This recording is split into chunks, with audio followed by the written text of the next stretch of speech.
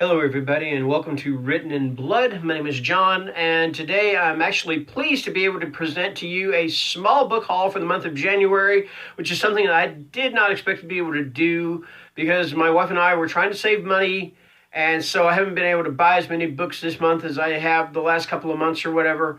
But luckily, I was able to get, this is a small one, like I said, just 8 books. One of them was from eBay. The rest of them are from Hounds here in Bakersfield, California.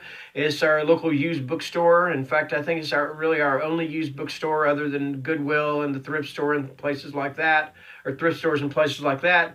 Anyway, let's go ahead and get underway. First up, and this is the one from eBay. If you remember correctly, or if you remember correctly, wow. If you remember, I did a video called 5 Books That Disturbed the Fuck Out of Me. That was a couple of weeks or so ago. One of the books I featured was a book called Lolita by Vladimir Nabokov. Well, somebody wrote me or messaged me on Instant Messenger or Instagram or somewhat. I can't remember where, but they asked me, they said, have you ever read a book called Uncle Vampire? And I said, no. And they said, well, check it out. It's a disturbing book. Maybe you should read it. And I said, okay. So anyway, I got the book from eBay. This is Uncle Vampire, and it's by Cynthia D. Grant. Now, it is not a horror novel, okay? Basically, what this book is about this little girl and her sister, and their uncle is coming into their room at night, and he is sexually abusing them. So it's told from the one little girl's point of view, and she basically, in order to cope with what's happening to them, she envisions her uncle as a vampire. And because why else would he be coming into her room at night? So yeah, I plan on reading this pretty soon, and I'll probably put up a review for it if anybody is interested. And I do get a feeling it's going to disturb me. So yeah, this is Uncle Vampire by Cynthia D. Grant. And if you're interested in the video that I did for the top 5 books, I'll put a link to for it in the description. So yeah, this is Uncle Vampire. All right.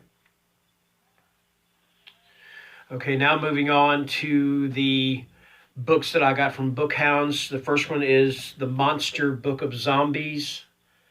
And I get a feeling I have this book as the Mammoth Book of Zombies in paperback, but what the hell, I got it as a hardback also.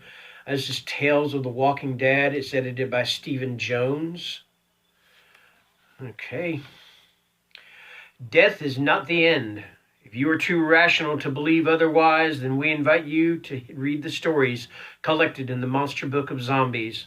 Here are tales of the walking dead reanimated by black magic, weird science, outer space viruses, and plain old human irresponsibility. No matter how they are resurrected, all indulge in malevolent mischief and mayhem that will make you think twice about dismissing the dead as done. Selected by horror authority Stephen Jones, the 26 zombie tales gathered here cover more than a century and a half of horror history and show the many aspects of this nightmare of the living dead in all of its gory glory. Sex, Death, and Starshine by Clive Barker. Why wouldn't an actress who is larger than life want to play to an audience that lived on after death? Herbert West's Reanimator by H.P. Lovecraft. Medical student Herbert West found it easy bringing the dead back to life. Controlling them was another matter. The Blood Kiss by Dennis Etchison. On the set of a zombie film staffed by a predatory cast and crew, it's sometimes hard to tell the zombies from the living. The Facts in the Case of M. Valdemar by Edgar Allan Poe. Valdemar lives on in a hypnotic trance for weeks after his death, until a medical team foolishly tries to wake him. On the Far Side of the Catalite Desert with Dead Folks by Joe R. Lansdale.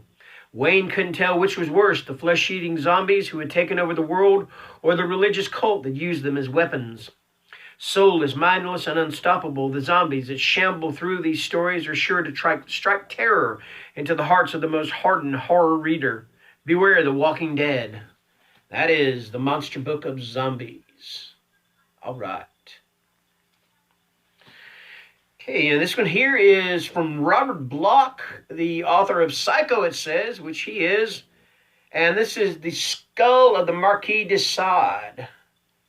And this was published in 1965, I believe. Let's see here. Yes, first printing October 1965 for 50 cents. I paid $1.99 for it.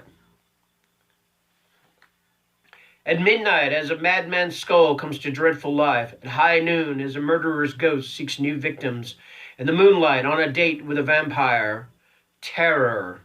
In each of these weird tales by Robert Bloch, today's master of the monstrous. Let's see what some of the stories are in this. How many are there? There are 7 stories, I believe. Look here, we have The Skull of the Marquis de Sade, A Quiet Funeral, The Weird Tailor, The Man Who Knew Women, Lizzie Borden Took an Axe, The Devil's Ticket, and The Boogeyman Will Get You. That is The Skull of the Marquis de Sade by Robert Bloch.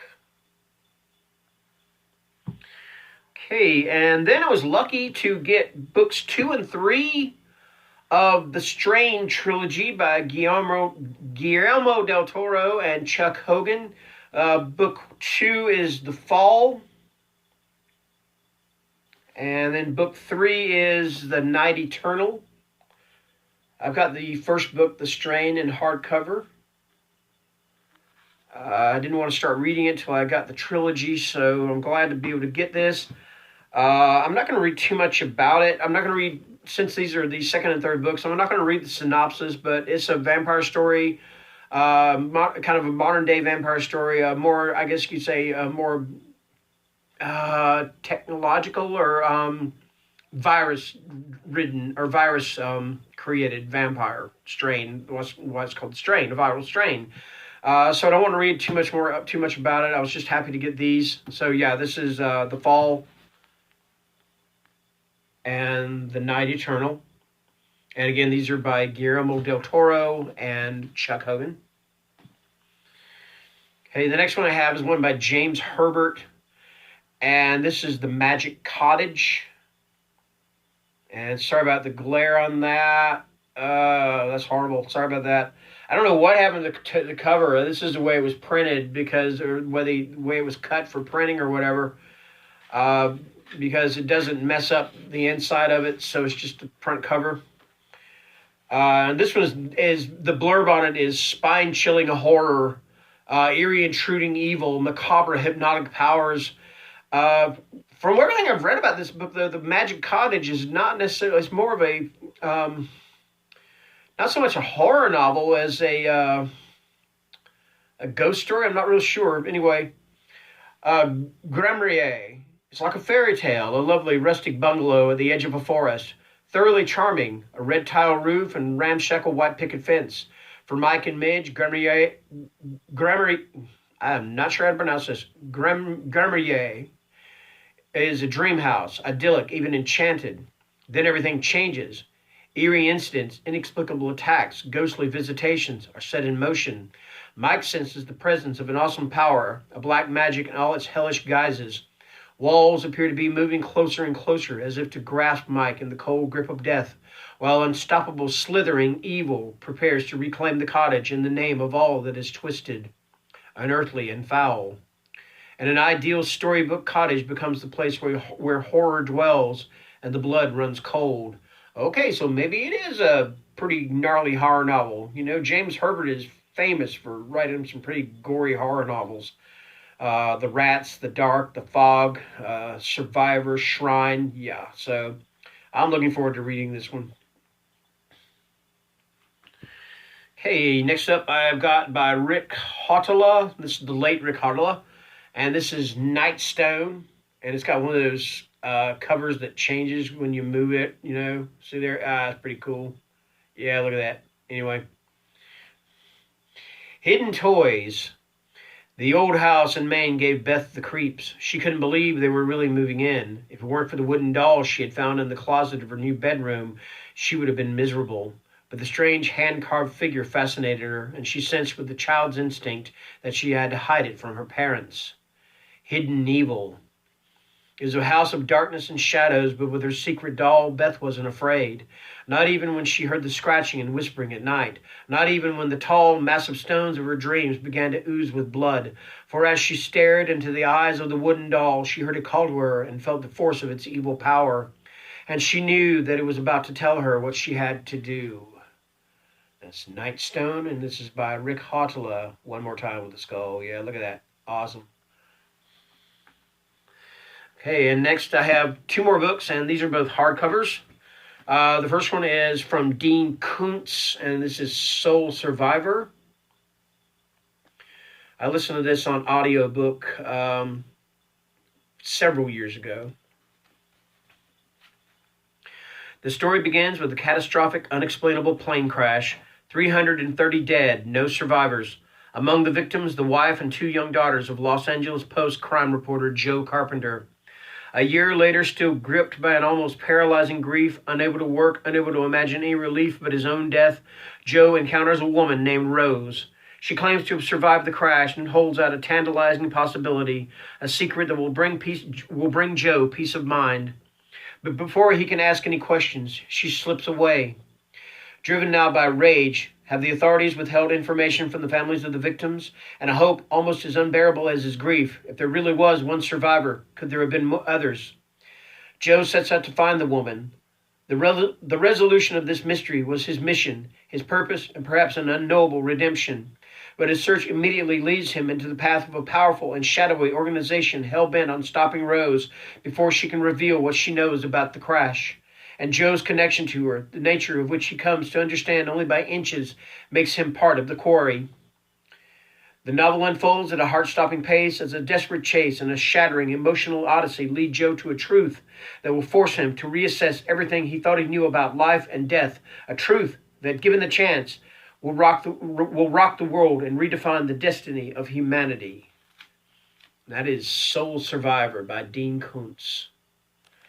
And finally, I have got from Bentley Little, this is The Walking. I love Bentley Little's titles. The Return, The Resort, The Store. Just real simple titles, you know. You can't ask for better. It begins in a small southwestern town. Then it spreads. Across the country, a series of strange deaths have overtaken the living, and a stranger compulsion has overtaken the dead. In a travesty of life, they drift with bizarre purpose toward an unknown destination. The walkers have become an obsession for investigator Miles Pardine. His father is one of them. Now lured into the shadow of the restless dead, Miles is a step closer to a secret as old as time, to a reality as dark as hell. For Miles is following them into the deep end of an unfathomable, okay,